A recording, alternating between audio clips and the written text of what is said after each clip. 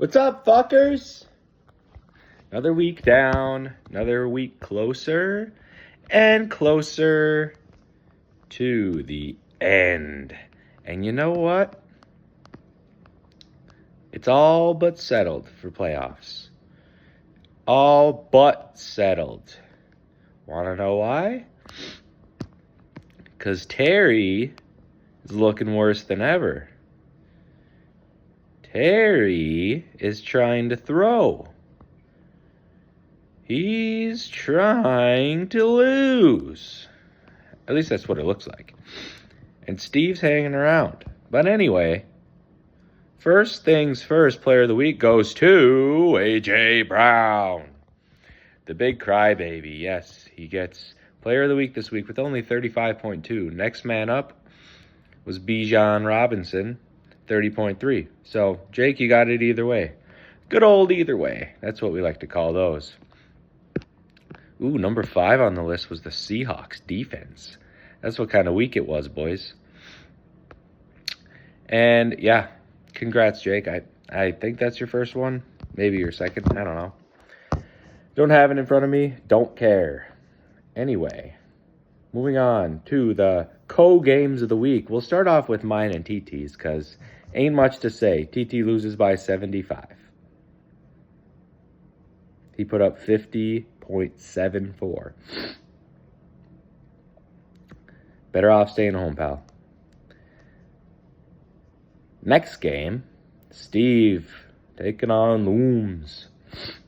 Steve handing Looms his second loss of the year. 113 to 106. Wandale Robinson pulled through. Monday Night Miracle, some would call it. Only a miracle because it keeps your playoff hopes alive and well. Looms' second loss of the year. Team just didn't perform. Amon-Ra goes down. Could be missing some time. Nice trade, man. Whatever.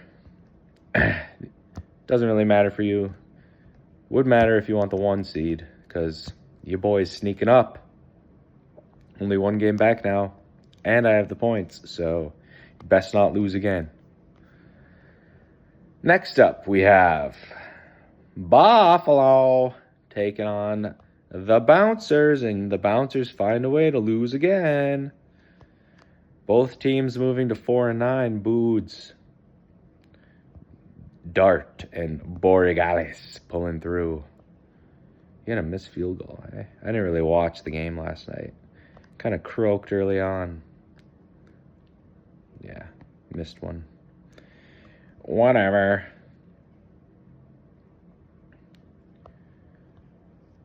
Next up, the Grabbers taking on Colored. Colored's team looking brutal. I mean, if I was in the bottom 4, I'd be wanting to face that guy. Because that guy sucks. Rads, what is this team, bud? Why do you have the Raiders defense?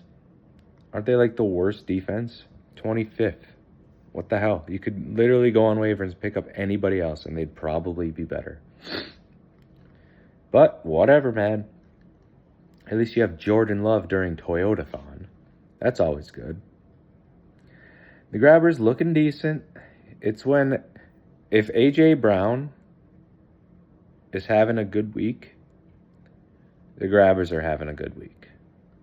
Otherwise, you're shit.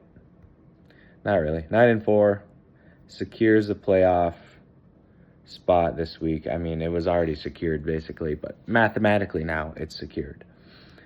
And last up, we have Bobby Z MVP. I think that's a shot at DT. Taking down James Crooks. And, oh my God, he had his best week. Lorge had his best week, Hemi. No wonder you lost. His absolute best week. Wow. There's nothing you could have done about that. That's just the fantasy gods, a.k.a. Tootala, coming after you. That sucks, pal. 4-9. Lord sitting firmly in... Let's look at the standings. Lord sitting firmly in 6th. He's going to want that. Stay out of punishment contention. Then we have Hemi, Guani, Boods, Rads sitting at 4-9. In that order, points-wise. Hemi's going to keep the points, so he gets a win. Lord still has the points on him, so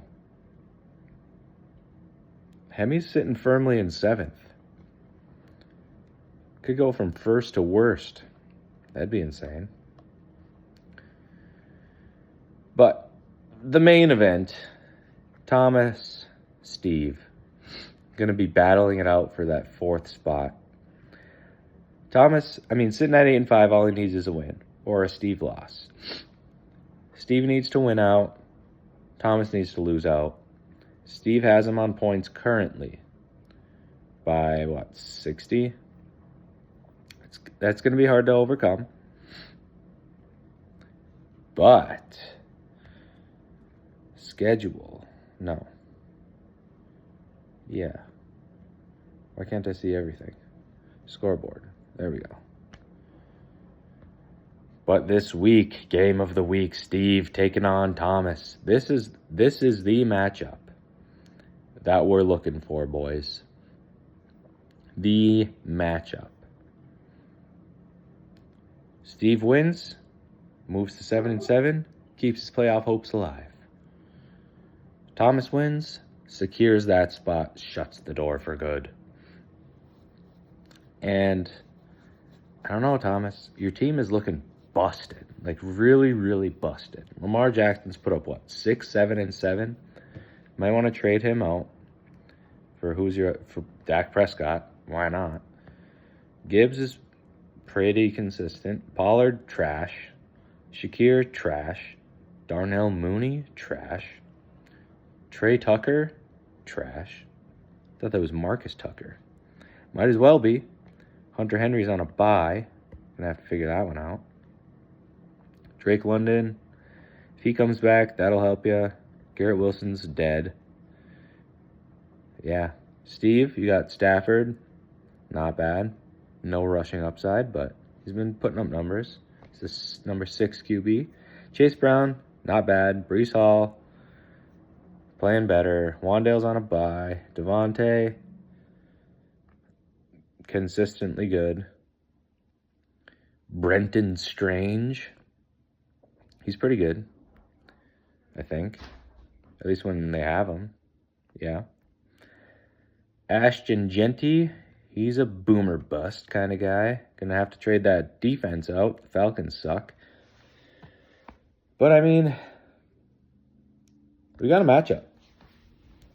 It's going to be one to look out for. And you know what?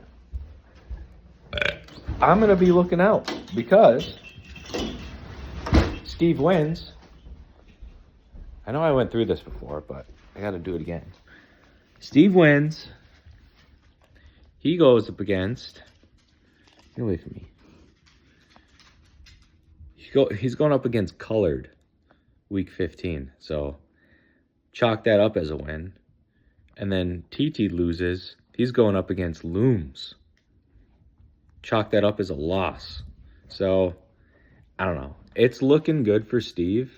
Like, real good. And if he sneaks this one through, that would be absolute buffoonery.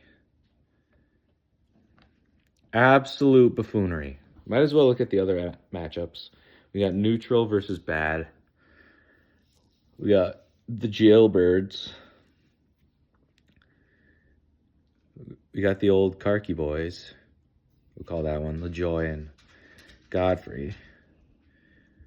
Then we got the Mortgage Men, Lorge and Rads. So those are the matchups.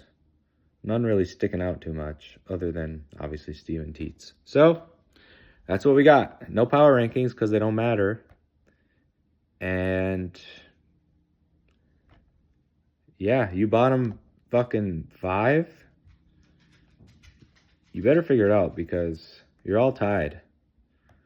All tied at 4-9. And you don't want to be bottom 4 when the playoffs roll around. Goodbye.